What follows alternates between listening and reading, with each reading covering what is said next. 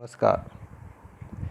आपका राजकीय महाविद्यालय श्री कर्णपुर के यूट्यूब चैनल में स्वागत है। आज हम बीए द्वितीय वर्ष के द्वितीय प्रश्न पत्र राजस्थान के भूगोल में राजस्थान का मरुस्थल के बारे में चर्चा करेंगे। राजस्थान की भूगर्भिक संरचना यहाँ के उच्चावचीय स्वरूप को निर्धारित करता है। भूगर्भिक संरचना यानी जो कि जिस ऊपरी पृथ्वी पृष्ठ पर हम रह रहे हैं उसके अंदर की जो चट्टानीय संरचना है उसे कहते हैं भूगर्भिक संरचना, यानी भूमि के गर्भ की संरचना। और वो क्या निर्धारित करती है? इस पृथ्वी के पटल के ऊपर जो संरचना है उसके स्वरूप को निर्धारित करती है। राजस्थान में लाखों वर्षों से हो रहे अपक्षय, अपरदन एवं निक्षेपों के कारण यहाँ धरातलीय दृष्टि से स्पष्ट रूप से निम्नलिखित 4 प्रदेश दृष्टिगोचर होते हैं। नंबर 1 पश्चिमी मरुस्थल प्रदेश, नंबर 2 अरावली पर्वतीय प्रदेश, नंबर 3 पूर्वी मैदानी प्रदेश, नंबर 4 दक्षिणी पूर्वी पठारी प्रदेश। आज हम पश्चिमी मरुस्थल प्रदेश के बारे में चर्चा करेंगे। इस राजस्थान के मानचित्र में जो पश्चिम की ओर पीले रंग का दिखाया गया है, जैसे जिले बीकानेर, दक्षिणी गंगानगर, जैसलमेर, पश्चिमी जोधपुर, पश्चिमी बाड़मेर, और इसके साथ हल्के रंग का जिसके अंदर पूर्वी जोधपुर, पाली, जालोर, चूरू, झुंझुनू, सीकर, और उत्तर में श्री गंगानगर और हनुमानगढ़, ये सारा संपूर्ण क्षेत्र पश्चिमी रेतीले मैदान के अंतर्गत आता है। और इसके साथ ही पूर्व में जो भूरे रंग की जो छाया का आप देख रहे हैं वहाँ फैली हुई है अरावली पर्वतमाला। और अरावली पर्वतमाला के जो पूर्व में हरे रंग का जो दिखाया गया है मानचित्र में वह है मैदानी भाग, और सबसे दक्षिणी पूर्वी भाग में पठारी भाग, जिसे कि हाड़ौती का पठार कहा जाता है। ये भौतिक विभाग है राजस्थान की।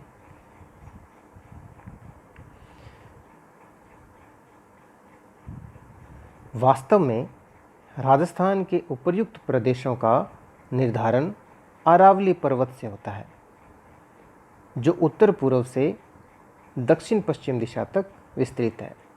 यह एक जल विभाजक भी है।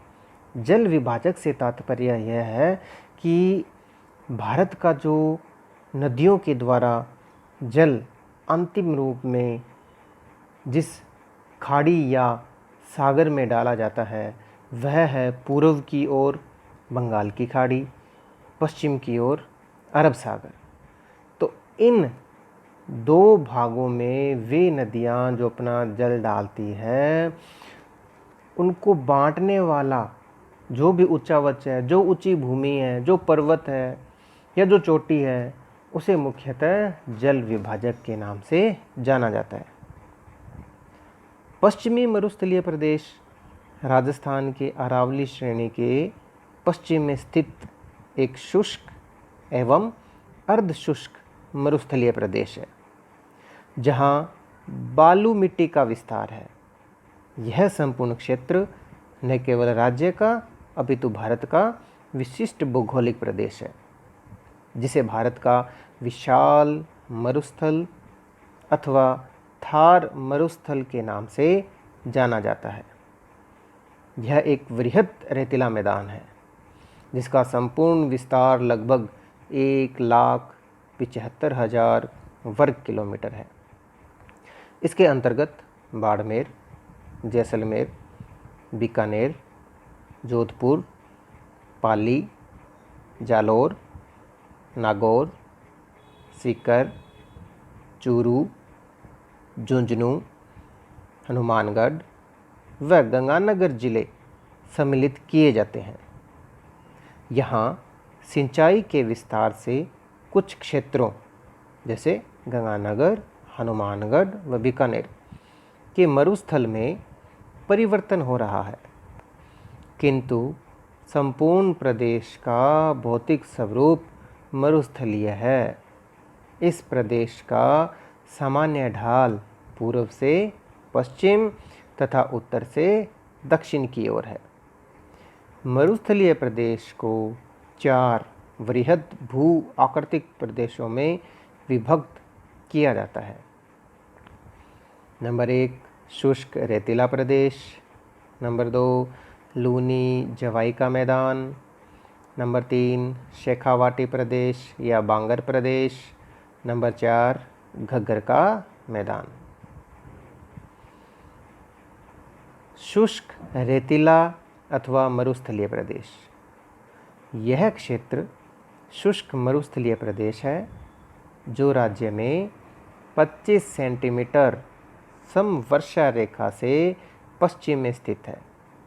इसके अंतर्गत बाड़मेर, जैसलमेर, बीकानेर जिले एवं जोधपुर तथा चूरू जिलों के पश्चिमी भाग सम्मिलित हैं। इस प्रदेश में बालूका स्तूपों का वृहद विस्तार है। यहाँ सभी प्रकार के बालूका स्तूप हैं, किंतु अर्धचंद्राकार बरखान प्रकार के स्तूप अधिक हैं। इनमें अनेक स्थायी रूप में हैं जिन पर वनस्पति विद्यमान है। इन अधिकांश बालूका स्तूपों की दिशा दक्षिण पश्चिमी हवाओं के अनुरूप है, जो मार्च से सितंबर के मध्य प्रवाहित होती है। इस प्रदेश में खारे पानी की झीलें बाप, पोखरन, लूनकरणसर तथा जैसलमेर, रामगढ़ के मध्य देखी जा सकती है। नंबर 2 लूनी जवाई बेसिन या गोडवार बेसिन, यह क्षेत्र पाली, जालोर, सिरोही, जोधपुर एवं नागौर के दक्षिणी भागों में स्थित है। मरुस्थल के केवल इसी प्रदेश में लूनी नदी क्रम विकसित हुआ है।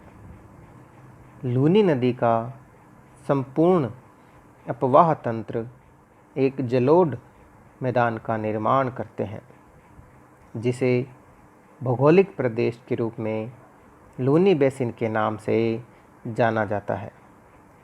संपूर्ण प्रदेश मैदानी है, किंतु कहीं कहीं पहाड़ियाँ स्थित है। मरुस्थल का सीमावर्ती क्षेत्र होने के कारण बालूका स्तूप विशेषकर पश्चिमी सीमांत पर देखे जा सकते हैं। पचपदरा, सनवरला में खारे पानी की झीलें हैं। शेखावाटी प्रदेश या बांगर प्रदेश, शेखावाटी के अंतर्गत झुंझुनू, सीकर और चूरू जिले तथा नागौर जिले का उत्तरी भाग सम्मिलित है। यह प्रदेश मध्यम एवं निम्न ऊंचाई के बालूका स्तूपों से युक्त रेतीला मैदान है। यहाँ छोटी छोटी अंतर प्रवाहित धाराएं हैं जो कुछ दूरी तक बहकर विलुप्त हो जाती है। इनमें मेघा और रूपनगढ़ प्रमुख हैं, जो अरावली पहाड़ियों से निकलकर सांबर झील में गिर जाती है। कांतली नदी अरावली से निकलकर उत्तर पश्चिम में प्रवाहित होते हुए राजगढ़ के निकट रेत में समा जाती है। इस प्रदेश में अपेक्षाकृत अधिक वर्षा होने से बालूका स्तूपों के ऊपर वनस्पति है। यहाँ डीडवाना, सुजानगढ़, कुचामन, लवणीय गर्त हैं।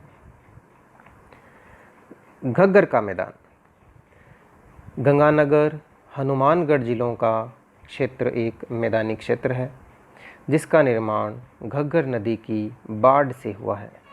वर्तमान में घग्गर नदी को मृत नदी कहा जाता है, क्योंकि इसका प्रवाह स्पष्ट है तथा वर्षा काल में इसमें पानी प्रवाहित होता है। इसका उद्भव हिमालय के शिवालिक पर्वत से होता है। इसका विस्तार हनुमानगढ़, सूरतगढ़, अनूपगढ़ होते हुए पाकिस्तान तक है। यह संपूर्ण क्षेत्र एक समतल मैदानी क्षेत्र है तथा सिंचाई सुविधाओं के विस्तार ने इसे राज्य का प्रमुख उत्पादक प्रदेश बना दिया है।